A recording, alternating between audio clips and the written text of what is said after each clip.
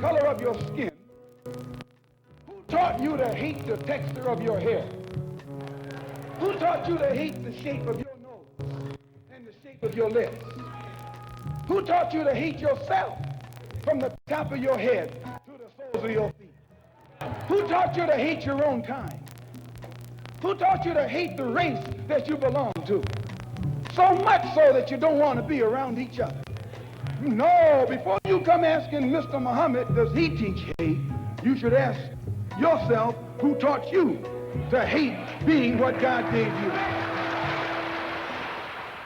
Most of us blacks, or Negroes as he called us, really thought we were free without being aware that in our subconscious, all those chains we thought had been struck off were still there.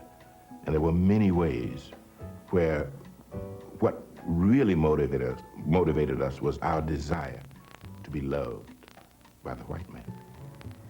Malcolm meant to lance that sense of inferiority. He knew it would be painful. He knew that people could kill you because of it, but he dared to take that risk.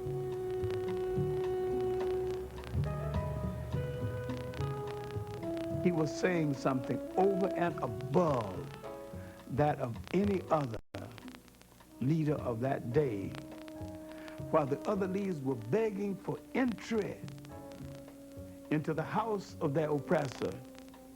He was telling you to build your own house.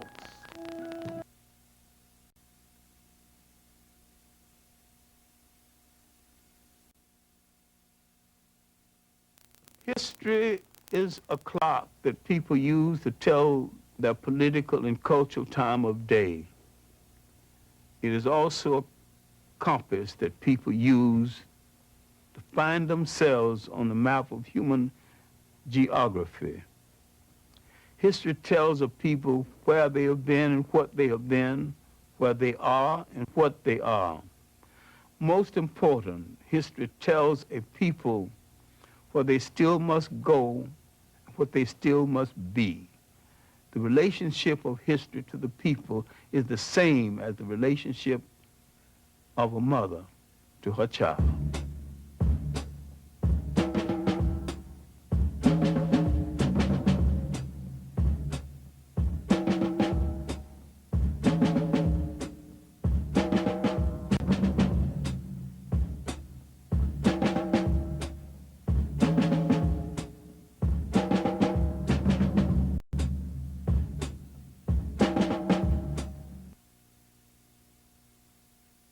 Welcome.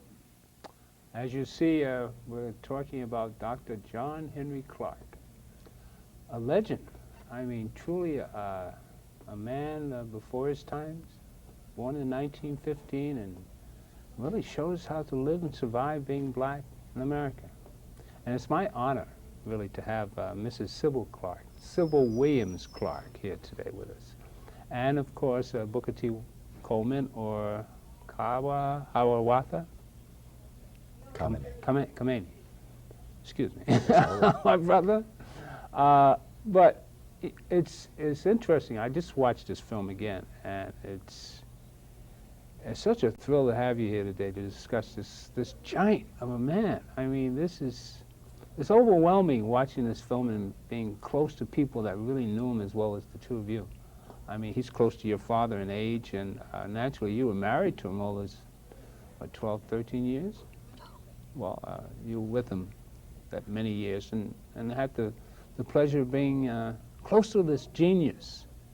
You were just telling us that film took 4 days to do, and he was blind at the time.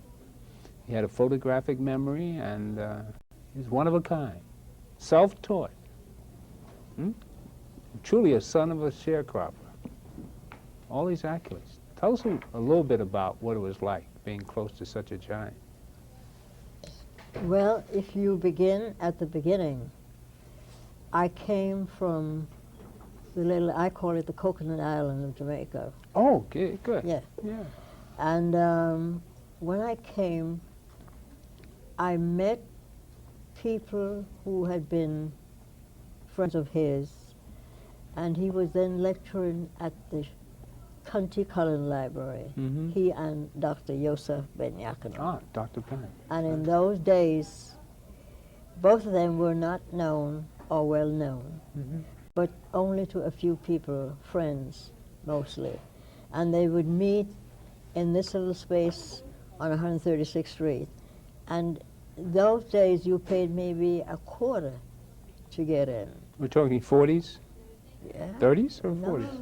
in the early 50s. Early 50s, okay. In the early 50s. Or Okay. maybe, well, I came here in 1947. Okay. I met John in 1949. Okay. And the people that he worked with and were friends with were his lifelong friends to the end. And one person in particular, Mrs. Alberta Lewis. They were both at the I think was a school teacher, YMCA. right? No, No? it was a YMCA, and they then had what you call the Harlem Thinkers. It was a young group of people from all over, but mostly from the city. And they would meet and discuss and have book, readings. And from this person, all through those years, until he wrote the Christopher Columbus and the African Holocaust. And he was blind at the time, but he dedicated that book to her. That is the kind of person, he never forgot his friends, Yes. all through the years. And he had a value on human life at whatever stage you may have been. You didn't have to be in academia, you didn't have to be a professional, you just had to be a fellow human being. Yes. Yes. That is what distinguishes him even until today. Even until today. That it resonates wherever you go in the world, or in America, or wherever you are. There is some person who will come up to me and said, I knew your husband, he changed my life. Yes, yes, very much so. That's fabulous.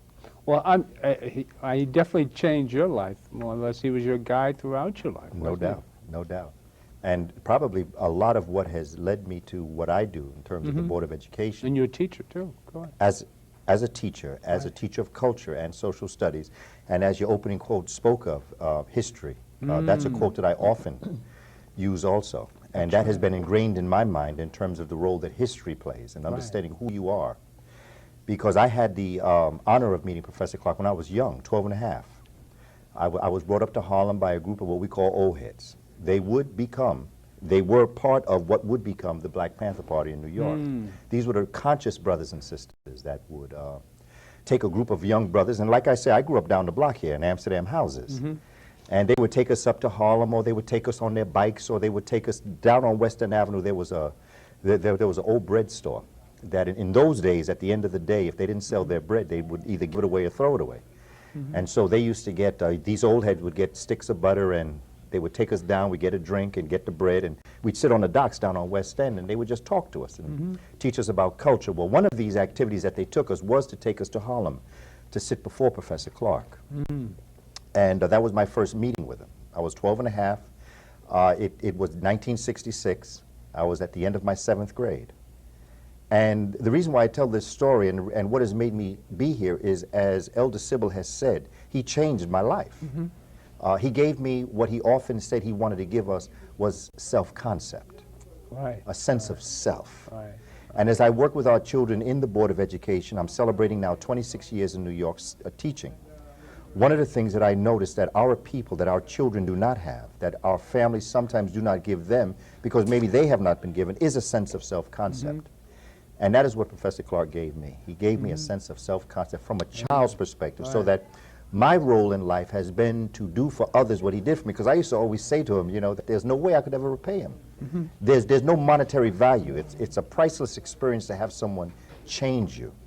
And he used to say, well, your role is not to pay me back. Your role is to do for others what I did for you.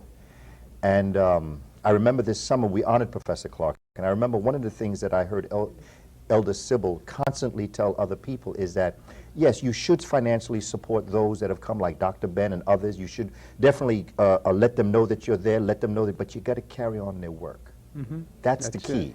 You got to carry on their work, and that is what we have attempted to do in honor of Professor Clarke, because that's the only way that I could possibly honor him, to let him know that he is so valuable to us, that his work must continue, and it must continue through all of our young people.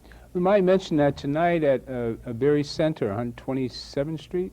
127 West 127. 127 West 127. Dr. Ben, we're honoring Dr. Ben at 7 o'clock there tonight. So he'll be speaking.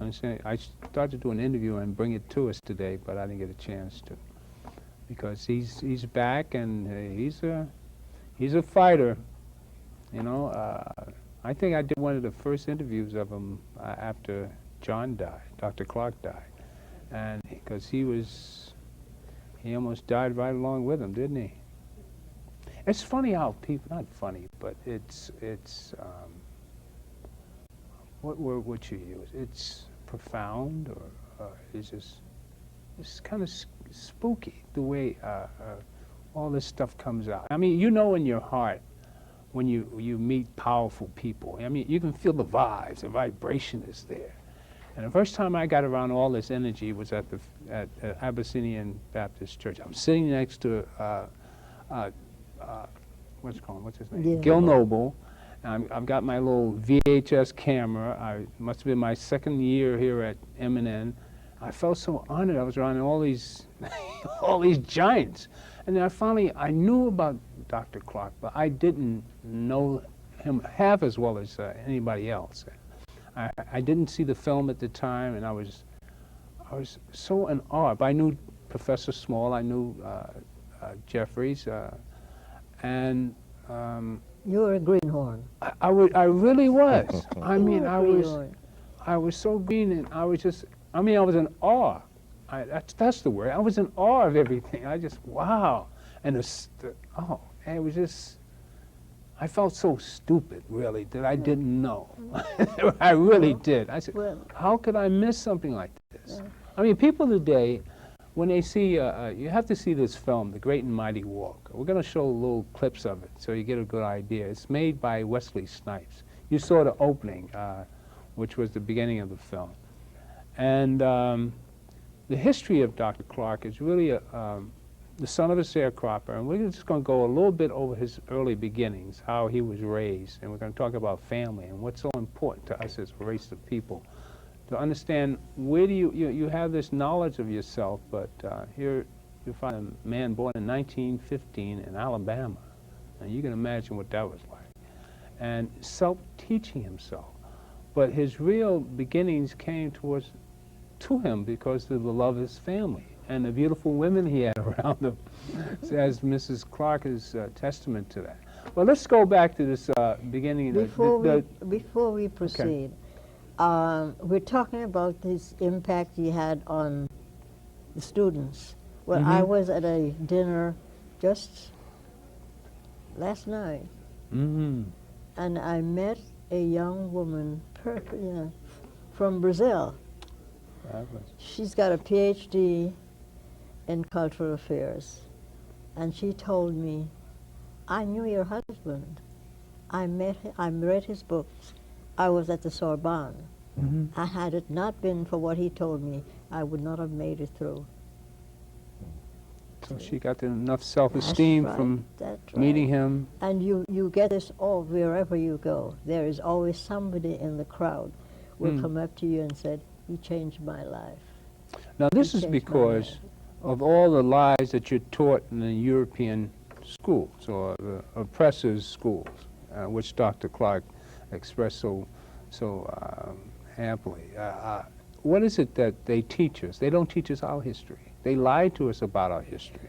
Well, so this is what helped the woman. But unlike most of the historians, and I don't think most people know this, that this man had traveled in every country in Africa except South Africa.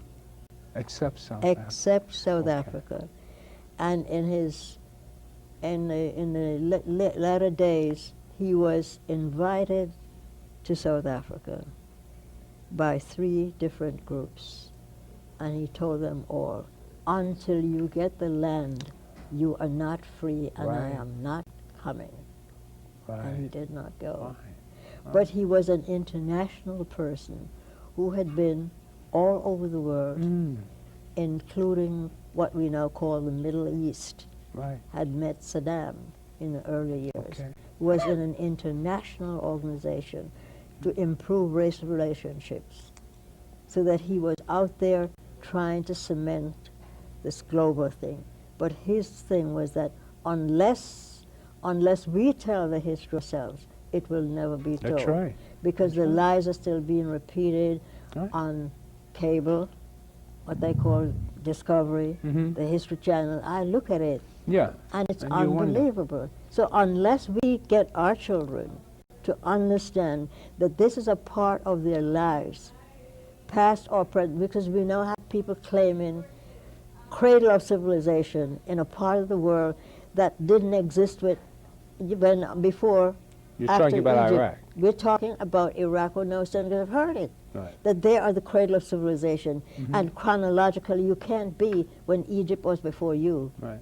And then we still have the monuments, and we have the history, and we have the writings. Because remember, we were told we had no writings. Right. But yet we're looking on all these airports, and we're using symbols to tell us where we are. So who had the language first? Well, you know, it's so important that we really understand history. Because, I mean, I grew up in the 50s, and I was brainwashed by the Ten Commandments. And I still couldn't understand how nobody had a suntan. I said, I know it's sunny out there. I say this often. I'm sure you heard it out there before. But I could never understand why there wasn't more told. I mean, I used to love history, but I didn't see anything in our books that went before Greece. Greece was the beginning of civilization to Europeans. I mean, what you had before that, they never talked about. So then when I got into ancient Egyptian history, and I realized that, like Dr. Clarke, 10,000 BC, when we were building pyramids, the European was in the cave. We were building pyramids by the stars, and the European didn't thought the world was flat until 1492. I mean, what lies have we been told in school? What have we been taught? And they're still hiding it from us. All right? And you see, one of the great things about Professor Clarke, in terms of his teaching, is that as a teacher, we see that there is content and there's intent. Content is what you teach. Intent is the method by which you teach it. Okay. Professor Clarke, there are teachers that have a great deal of content but a weak intent. They have a lot of knowledge, but their methodology of teaching it doesn't get across. There are others that have a very little bit of content but have a wonderful methodology. So the little that they do know can get across. Professor Clarke happened to be one of those unique human beings that has been amongst us that had a huge content and a most wonderful intent. He had a way of teaching you that could place you within the confines. He could take, like I know Professor Smalls always tells the story about when he first learned about Shaka Zulu. And Professor Clarke was talking about Shaka Zulu, and Professor Smalls talks about him literally feeling like he was in the room with Shaka Zulu, as Professor Clarke would go through this methodology. Later on, I remember I attended a lecture by Professor Clarke, and there were very few lectures that I didn't try to get there, sit in the back and listen to him. When he was at Hunter College, and when he would go to different places, I would be there to listen to him. There came a point in my career that I no longer listened to what he said. I watched how he taught. And there was one time he came to me and he said, you know, Booker T, I noticed that you didn't hear a word I said. He said, but I know you watched how I did it. Because his methodology was what he called talking in a circle. And in talking in a circle, teaching methodology means that you can have a musician in the room, you can have a sports person in the room, you can have someone who's very good in math or science, you can have someone who's in a lot of different areas. A lot of time teachers will go into a room and teach from their perspective. Therefore, in a room of 30 people, if you focus more on the historical aspect of something, you'll lose the musician and the sports person and the mathematician. You'll lose them because you're coming from your perspective. But what Professor Clarke, he was so rich in his knowledge and his base of information. He could take, for instance, like Shaka Zulu, and he could talk about music. And he could tie music to Shaka Zulu. So then he would pick up the musician student. Then he'd say, and then whenever he was talking in a circle, it's called topic-centered and topic-associated in teaching. Okay. You have a point that you want to make. Right. But you go off the point to your topic association. And what he would do is he would get off the point and he would start talking about music. He'd talk about the music of Azania or South Africa. He'd talk about how the Azanians, how the Zulu would practice warfare according to a particular drum beat. And then he'd bring that musician into that conversation and then he'd say, okay, now. Every time he said, okay, now, that meant that he was going to draw that person back into the center. He'd get back on point and continue talking about Chaka Zulu. Then he'd go out there and he'd see that he had a basketball player in there. And then he'd talk about the physical athletics that Chaka would put his people through. Then that person that was kinesthetically involved would then start to listen because that's his strength. Right. And he's out on the circle. Then he'd say, okay, now. At that point, he would pull that person in. So now he's got the musician and the sports person. Make a long story short, Professor Clarke in one lesson could go around a room and get a sense of everybody's interests. And by the end of the class, everybody would be on point with him. Everybody's on point. No matter what your background was. That made him a master teacher. That's a Yes. master teacher. He That's called a it master talking in a teacher. circle. Talking in a circle, yes. Yes. Well, you want to go back and watch a little bit of the early beginnings so we can get the people to have a classic exposure to what it's like to be struggling in America in 1915. Imagine. Play the roll in from VTR 2. Describe a legend, an African-American hero, an historian, an activist who for half a century has charted a singular course dedicated to the intellectual and spiritual liberation of a people. Though his eyes are now darkened by glaucoma, he continues to enlighten the lives of thousands of men and women through the pages of his many books and in university classrooms across the country. How do you describe a legend? You can't, really. But you can meet the men and women who influenced him. You can learn from him the hidden history of the African people. Learn from him a different way of making sense of this complex and often very confusing world. And you can let Dr. John Henry Clarke tell his own extraordinary story in his own soulful style.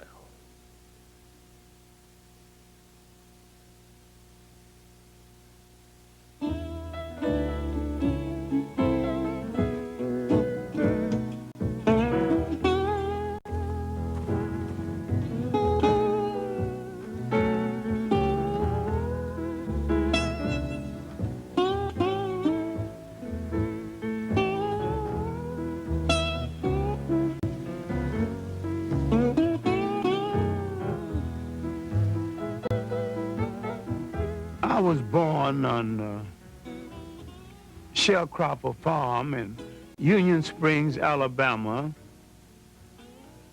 New Year's Day, 1915. That was a great feast day in our family. And because my mother was a favorite in the family and I was late arriving, she said that nothing would be killed in this family until my child is born. And I didn't arrive until 3, and everybody was hungry. The feast had not started, and I wasn't exactly welcome. They never quite forgave me for that, holding up the feast. My early schooling was in one-room schoolhouse that was called Miller's Hill School. When we moved slightly out of the city, I was chosen to go to city school. Officially, I never finished high school in the formal sense until later years. In fact, I taught 2 generations before I took time out to get my BA, my master's, and my PhD. And I have it all now, but I'm principally self-trained. My university was the public library and well-chosen secondhand bookstores. So while I grew up poor, I grew up in a very rich environment, culturally rich.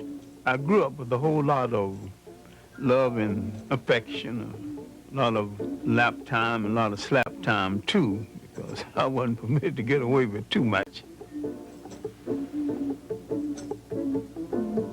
Miss Evelina Taylor is my 5th grade teacher, and she might be the foundation teacher in my life. In addition to teaching me basic good thinking and good conduct, she called me into her room during her lunch hour one day and told me to stop playing the fool because I was playing the fool just to get accepted.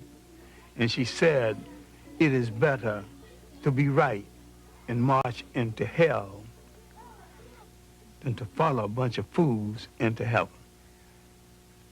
I wanted to do something to impress Miss Taylor, and we had current events on Friday. We wanted to say something unusual because I worked for white people before and after school, and they had magazines. They would receive them one day, read them hurriedly up, throw them away the next day. So when I got up for current events, I always had something decidedly different to say about my own people and about other people. No, I wanted to do something real big. So I went to a lawyer that I worked for before and after school. I can still remember his name, Gagsteiter, and I asked him for a book about my people in early world history. He says, I'm sorry, John, that you came from a people who have no history. My mind would not accept that. I continued to search, and I opened a book called The New Negro, and I opened to an essay called The Negro Digs Up His Past. And for the first time, I knew that I came from a very old people, that we were older than slavery, older than oppression, older than Europe. Now the scramble began for more information.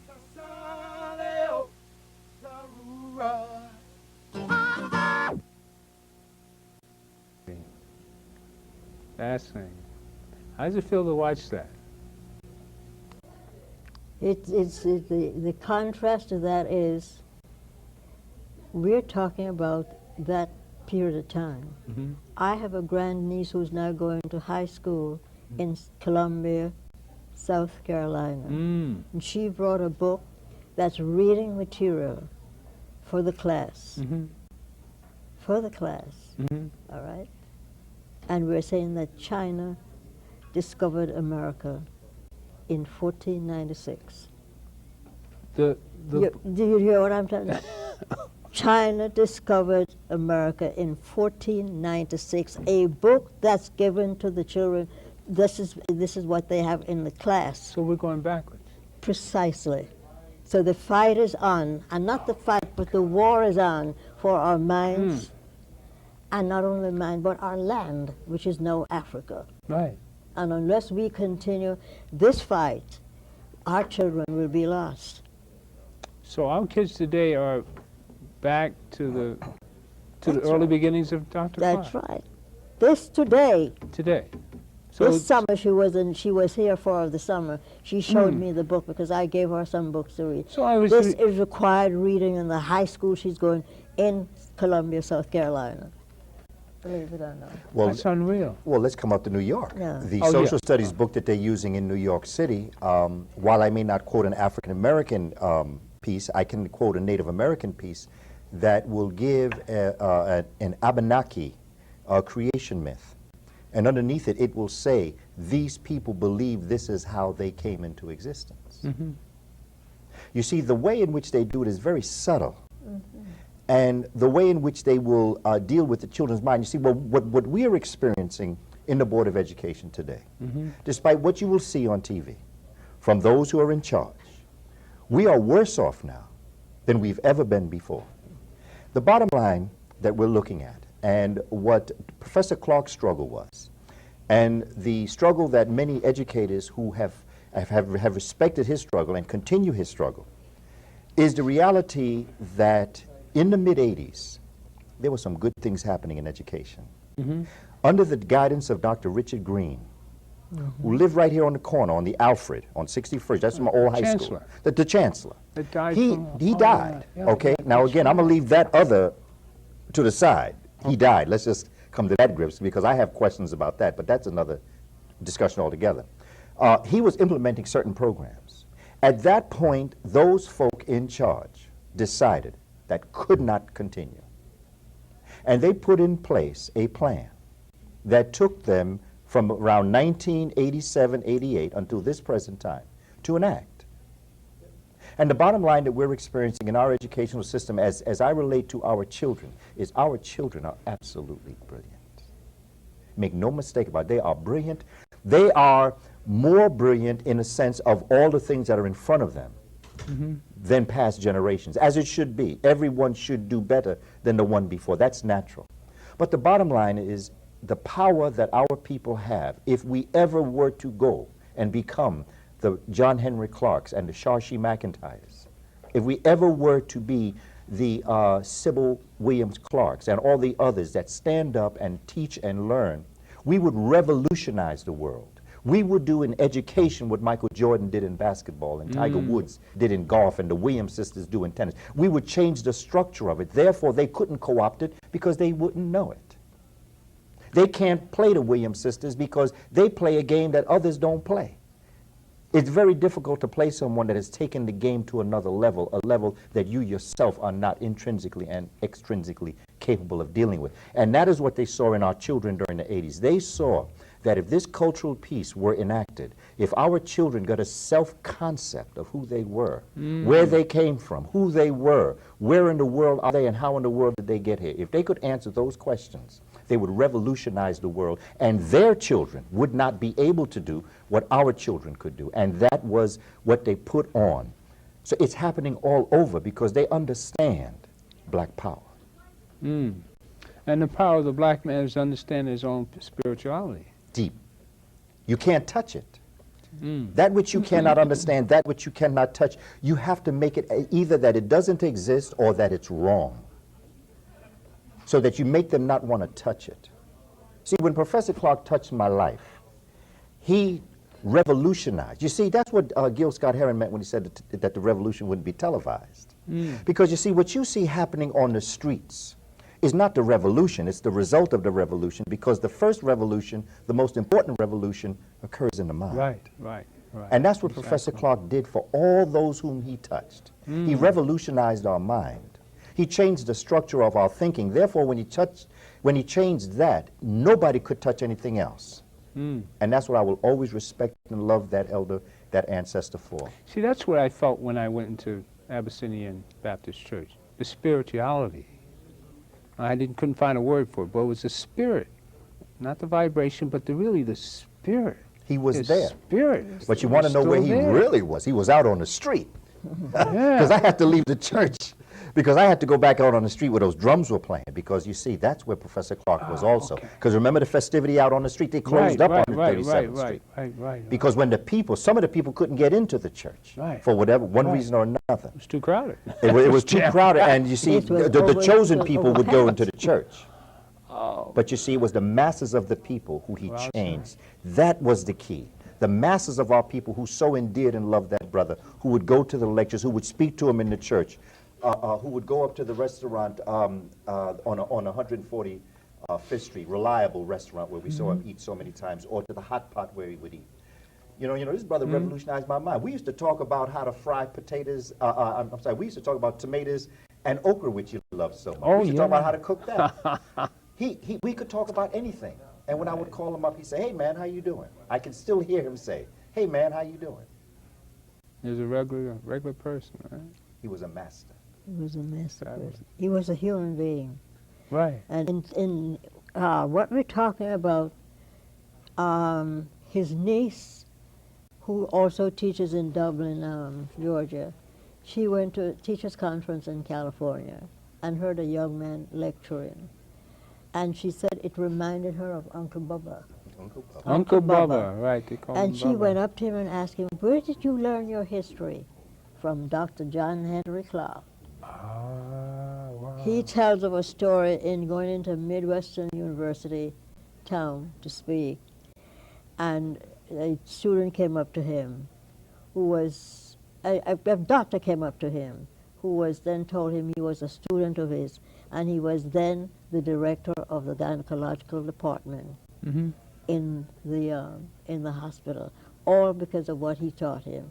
In other words, just coming out of his class didn't say that you were just a student who learned the rhetoric.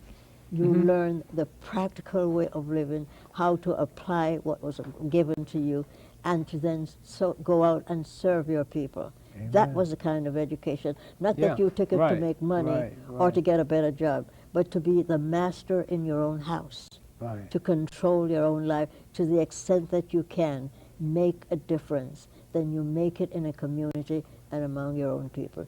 This is what we now have to tell our children who have come into this legacy that was created for them, that they don't know anything about because it's been taken from them.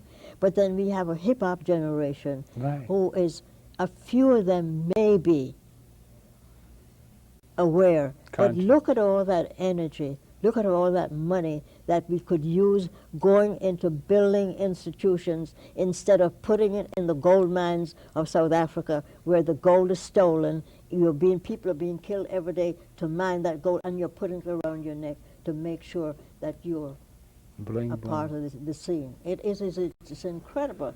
We have what we can do to make a difference, but then we have to make that difference felt and let them understand that it was given to them, not for them to squander, not for them to share and say everybody's alike, because the people that they're sharing with will eventually take it and say they created it, like they have done to jazz, and now they're doing to hip-hop too. Right? So unless they understand or rock and roll, understand what it is all about, it's a matter of taking what you have created and getting it in somebody else who's actually stealing it, but you don't know because you think they're there to share it with you. That's not the way the world works. Somehow we've got to make them understand this is the real world, and the real world is what you create belongs to your community. You can share it, yes, but make sure that it does the best for you than for somebody else. One of the main reasons why we chose to bring Dr. Clarke to the people, because I think one of the most profound things I found in this piece was his reference to family and how he related to family, as you're talking about. How, I'm old enough to remember when, any person in the community would grab you by the collar if you were doing something wrong and spank you, take you home to your mother. And so, your boy is out there doing, and you get the second spanking from your mother because, that sort of thing existed amongst black people. But you don't see that happening today. I think that's why the kids are so off wherever they're going. But then within our lifetime, we have seen the destruction of that structure of a family with drugs. Well, that'll do it. Now we have AIDS before us, and now we have gender. What do you call it? Don't forget about alcohol. Don't forget about alcohol. We're losing our children based on gender preference. This is another thing that we have. But that was always there. It's been always there, but it was not something that was prevalent or seeking. Well, people are proud of it now. Because maybe that you have to respect people and what their choices are, because this is what it is. But somehow, the proliferation of this behavior and being pitted, you have to see it to understand what it is. Because children who are growing up in a normal situation understand that there's a difference between a male and a female. All right, let's go back to the continent of Africa. Dr. Ben teaches, Dr. Clarke taught us that in that society, at the age of puberty, a young boy is taken out into the woods and then circumcised. And then he understands the role of a... That's right. And they do the same thing to the female. Then they will put them together in close relationship where they're excitable, but they can touch each other, and that is control. Sexual control and a behavior and a respect between and a difference between the gender. We have lost that. We don't have that. We don't have that. Well, that's by design. All right? And then Isn't it? you cannot create a nation of people and you're not having children. Right. You're not rebuilding. Right. And then to tell me that you can have children, because the phenomenon now is that two female can then go together, but they can get in virtue, they can then Yeah, I see choose what you're saying. a child, and then one person will go through the process. If that is not screwed, you got to tell me what it is. I don't know the difference. I grew up in a house with 6 brothers, Mm-hmm. a father and a mother. Yeah. So maybe that's why I can't comprehend. Yeah. I can't. I just can't. Well, And then I have them in my family too. gays? Oh yes. Oh, okay. No, lesbians. Mm. Not gays, Okay. lesbians. All right. It has not touched the male in our family, but it has touched the female in the family. And in every instance, these children have gone to white universities. Hmm. You know, there's a difference in that too, because But I remember yet in the old days there we had are the Jewel eyes- Box Review, and it was quite entertaining. We had the drag queens at the Rockland Palace every year. You remember that? The gay ball. These are people with great deal of love, a Mhm. great deal of intelligence, a great deal of warmth. And you have to love them because they're a part of you. Okay. You don't separate them. But all I'm saying is that something has gone awry, Okay. where we are now, instead of creating what we call the family, Right. to the extension and then the procreation and then the continuation of a family. How are we going to take this if this is what we have? Because fine, if the other people want to do it, that's their thing. Okay. Yeah, but it's not, I'm telling you, based on what I know and what I've been taught by these 2 great teachers Mhm. and their experience in that culture, and it's not only a part of one part of Africa, it's all of Africa. Okay. And what they also said in that situation is that behavior was introduced by the Arabs who came in. Okay. All All right. right? Now, Right. this is what I was told. Now, in the And we African learned culture, that, this all right? doesn't. The It's not culture. tolerated, right? It's not tolerated. Well, from the research that we have seen, there is no place for it. Okay. By matter of degree, nature always has it that people will, you create male and female. By nature, you will always have those that are in between Mm-hmm. in terms of choices and feelings. But within the African society itself, as Elder Clarke was speaking of the rite of passage and circumcision and excision, that actually occurred because the male reproductive organ has as the foreskin somewhat of a semblance of a female reproductive organ. And the Okay. clitoris on a female is somewhat of a male reproductive organ. Okay. So one Right. of the culminating activities during the rite of passage at puberty, because there were other rites of passage. Conception was a rite of passage. Birth was a rite of passage. Okay. 2 to 3 was a rite of passage. 7 to 9. And then, so you went through your gradations of life and the spiritual essence, and that's what our children are also suffering from. The spirit is not being addressed in our children. Okay. And so that when the spirit is not addressed in a child, then they will never move to the next level. It's like when you study algebra, geometry, and trigonometry. Okay. Geometry is an outgrowth of algebra. Trigonometry is an outgrowth of geometry. You cannot study trigonometry and not know algebra. Right. Exactly. So that in the same way, in the rite of passage, there are spirits that are addressed that introduce this spirit within this person, this ka in ancient Kemet it would be called, into this person. It would be addressed, respected, and brought to a certain level of consciousness. The idea of removing the foreskin of the young man was the act of the man accepting his manhood. Mm-hmm. The idea of, and what became symbolic excision, I mean, it wasn't a whole clitoris was removed, it was just a piece was removed, and at times it wasn't even anything removed once they got to realize it, but that represented the female at accepting her femininity, her female role. The brothers, the elder brothers would take the young man out, school him in manhood. The elder sisters would take the young ladies out, school them in womanhood. And as she said, those activities that would bring them together, that would titillate them, that would get them excited, but would teach them discipline. Yes, you're going to get these feelings, but you got to hold on. What we have in our communities today, I have caught children in stairways having sex Right. in junior high school. Yeah. See, they know me because I used to always walk the stairway. So they know stay off exit 10 because that's where Brother Booker is. Because I walked it. And the first question that I would say, I've caught them having oral sex. Come on, let's be real, because this is what the problem is. We're not talking about these issues. My first thing with the young brothers, do you have a condom? Not that they work.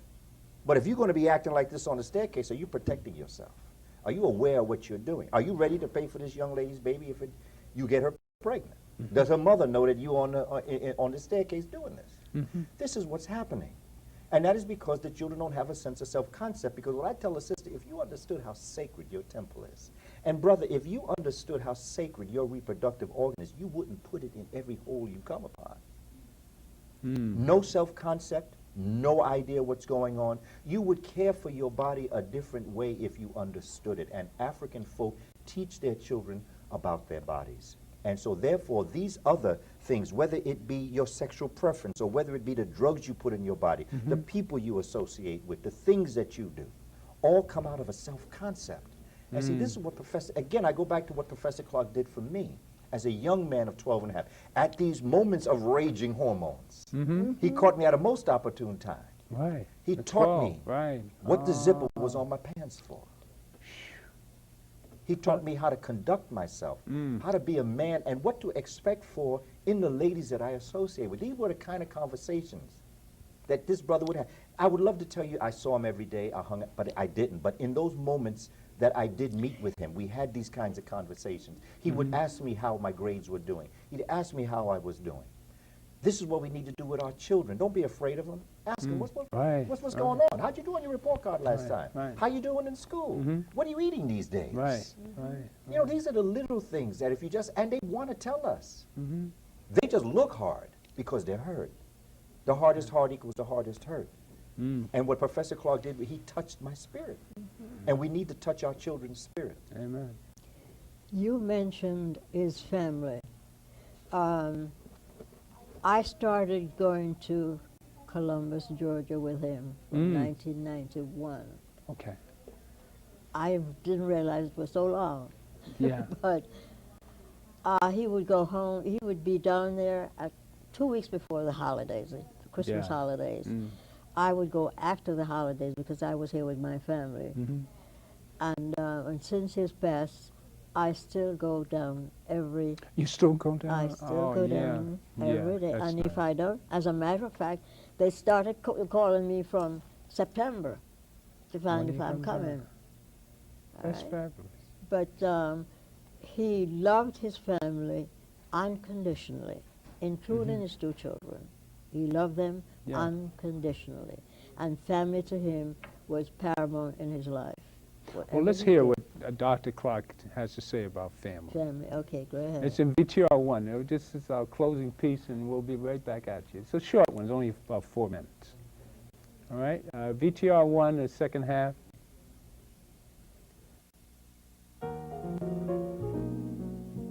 Many perceive the African-American family as an endangered species. To Dr. Clarke, the family is the soul, the spirit, and the cornerstone of the nation. If the family dies, so does the nation. We're making a whole new way of life out of the artificiality of imitating our oppressor, who's also in trouble with the family. And we grew up in communities where every child was a child of the whole community and could be disciplined and rewarded by anyone in the community. Now we bought into someone else's sociology. Don't touch that child. Don't you dare spank my child. When formerly, your mother left you alone and said, if they misbehave, you can spank them. We don't have that kind of relationship one to the other anymore. After emancipation, we made a monumental effort to find broken bits and pieces of our family. My own grandmother spent 3 years wandering around Virginia trying to find her first husband, who had been sold to a slave breeding farm in Virginia. But the major thing was we were trying to put families together and to have family connections. Our new mission of liberation is to put strong families together again, because the family is not only the embryo, the beginning of all that we can call civilization, but it's the beginning of all anyone can call a civilization. Because this is the essential network that leads to nation. There's some common sense things we can still be doing.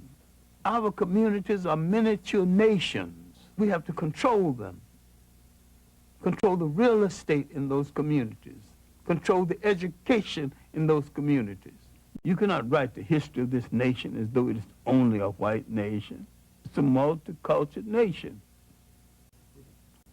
I'm saying whatever the solution is, either we are in charge of our own destiny or we are not in charge. On that point, we got to be clear. You're either free or you're a slave.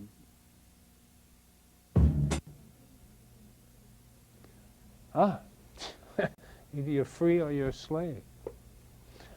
Did he put it amply or what? As normal? Huh? He just has a way of putting things that only he could do. I recommend everyone see this film. It's called The Great and Mighty Walk. The producer is Wesley Snipes. Well done, Wesley. Tell us about anything you want to say, Mrs. Clarke. Well, in his early life, he'll tell you how he got the books, and he liberated the books. People were not using them. But at age 83, when he left us, or he made his transition, prior to that, 10 years before, he had gifted his works, his books, the largest portion, and we estimate about 40,000 books, to Clarke Atlanta University. Oh, that's where they are.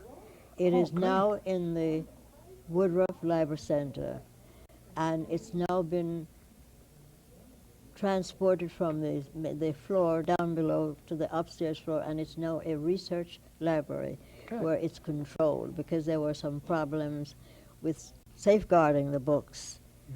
And that he left as a legacy for all of us. And my suggestion is students who are studying and who want to know the history, you access the information at that research library, because it is there. It was his intention that it be a repository of knowledge for the kind of knowledge he couldn't get, and he had to go searching for all over the world, and he's left it there. He wants it to be used for students across the diaspora. So that is his legacy, and I hope the young people and whoever is listening will take advantage of that gift that he left. Unstintingly, he gave it as a gift without any monetary consideration. Amen. My grandson just started Clarke. Yes, great. This September. Great. Just started Clarke, Atlanta. Fabulous. Ah, man, what a show. That's just, it's warming to just talk about this giant of a man. Any closing remarks? One thing I remember about Professor Clarke is because of my awe of him. He was what I would consider my intellectual father. I had parents, wonderful parents. They gave me all the things I needed to do as a young man, all the things I needed to be.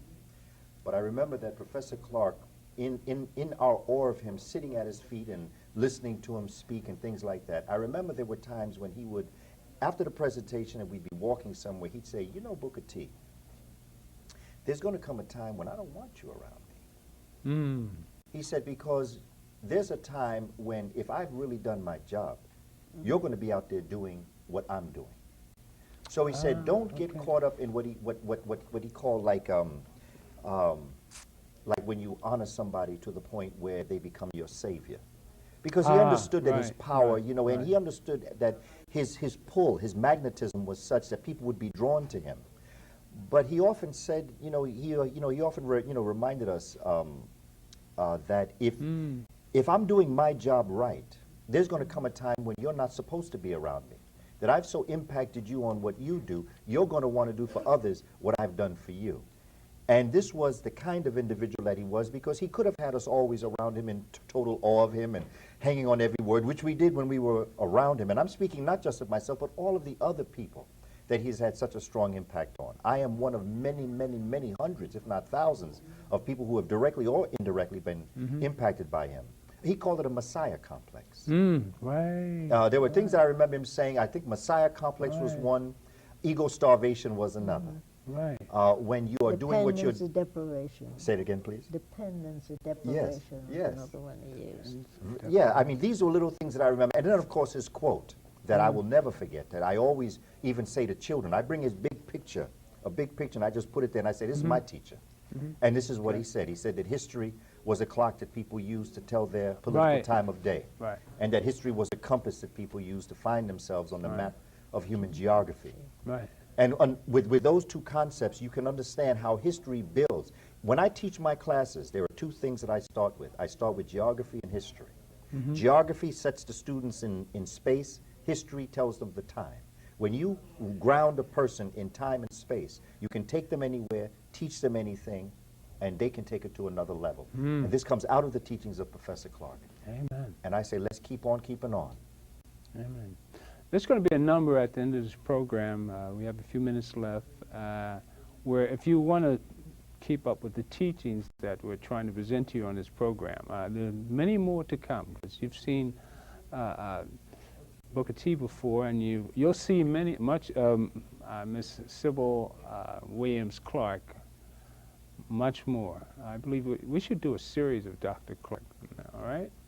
And I think we should get this teaching, this method of teaching, and the information that he had for us all. You know, it's good to see that he has it down there at Clarke University. So my grandson can, hopefully he'll take advantage of all this. Yeah, You and know, the students who are, I Who was taught you told to hate the about, color of your What about something skin? here in New York, though?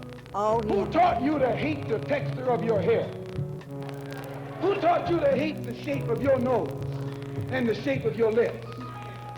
Who taught you to hate yourself from the top of your head to the soles of your feet?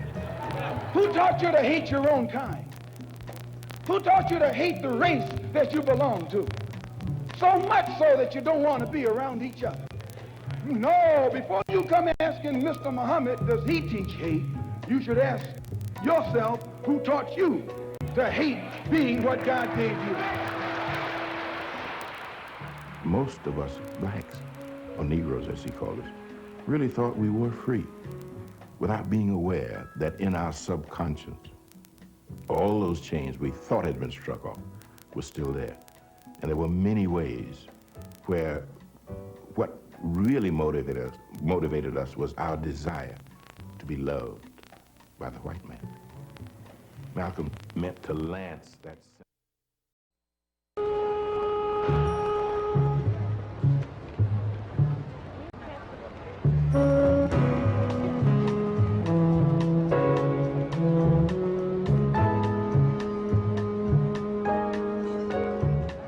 Who taught you to hate the color of your skin?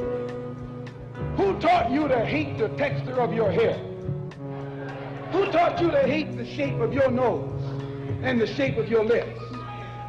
Who taught you to hate yourself from the top of your head to the soles of your feet? Who taught you to hate your own kind? Who taught you to hate the race that you belong to? So much so that you don't want to be around each other. No, before you come asking Mr. Muhammad, does he teach hate, you should ask yourself, who taught you to hate being what God gave you?